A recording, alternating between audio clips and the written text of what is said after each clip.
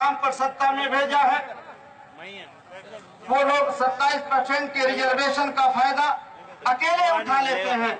बाकी जो हमारे और जो वंचित समाज के, पिछड़े समाज के लोग हैं, उनके बच्चे तैयारी करते हैं सरकारी नौकरियों के लिए, अच्छी पढ़ाई करते हैं और परीक्षा में बैठते हैं, लेकिन जब रिजल्ट आता है तो वे बेचारे फेल कर दिए जाते हैं। और जिनके बच्चों को नहीं आता, सत्ता की वजह से उनके बच्चों को पास कर दिया जाता है, उनका सिलेक्शन कर दिया जाता है। और जब चुनाव का मौका आता है तो हमारे बीच में वादा करते हैं कि अब की बार जो कुछ हुआ नाइंसाफी, अगली बार हमारी सरकार बनाइए, हम नाइंसाफी आपके साथ नहीं होंगे। एक पार्टी का तो ये हाल है और कुछ पार्टियों के लोग ऐसे हैं जो रिजर्वेशन का विरोध करते हैं, कहते हैं रिजर्वेशन बहुत गलत चीज है।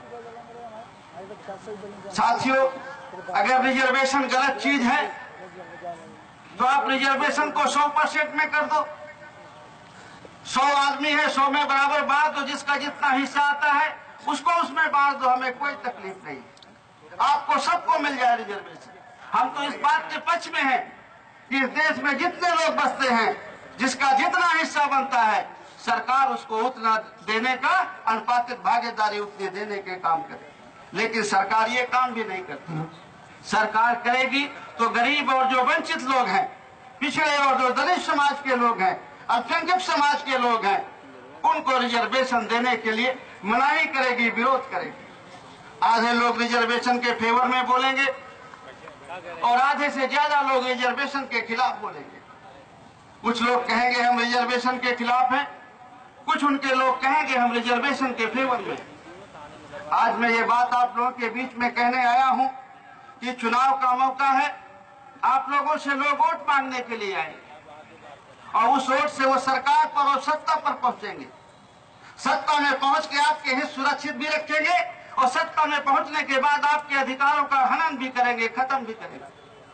आपको इस बात को याद रखना है, जो हमारे बारे में, आपके बारे में, हमारे आने वाले पीढ़ी के बारे में सोचता है, हमको हक और हिस्सा दिलाने के बारे में सोचता है, जो हमारे हित की बात करता है, उसको ही हमें वोट देना चाहिए। और जो हमारे हित की बात नहीं करता, जो हमारे रिजर्वेशन के खिलाफ है, तो उसको ये जानकारी रहे कि इस गांव में, इस मोहल्ले में, इस कस्बे में आरक्षण के समर्थन में लोग हैं। अगर हम इनके आरक्षण के समर्थन की बात नहीं कहेंगे तो इस मोहल्ले में घुसने से कोई फल मिलने वाला नहीं।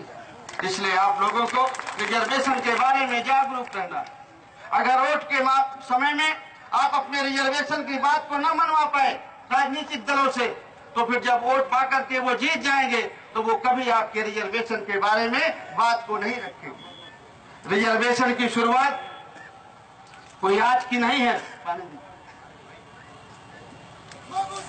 रिजर्वेशन की शुरुआत कोई आज की नहीं है। रिजर्वेशन की मांग सबसे पहले 1882 में जब भारत में पहली बार शिक्षा आयोग का गठन हुआ, मिस्टर विलियम हंटर की अध्यक्षता में, विलियम हंटर के सामने महात्मा फुले पेश हुए, ज्योतिबा फुले। उन्होंने पूरी देश की तस्वीर रखी कि हमारे देश में आज भी, उस समय 1882 में, आज भी हमारे देश में लगभग 13 करोड़ बच्चे बगैर पढ़े लिखे हैं। और अकेले बंबई में तो उन्होंने कहा कि अकेले बंबई में 10 लाख ऐसे बच्चे हैं जो पढ़ाई लिखाई से महरूम हैं। उन्होंने कहा कि आप इस देश के शासक हैं, कंपनी सरकार का शासन है, अंग्रेजों का शासन है।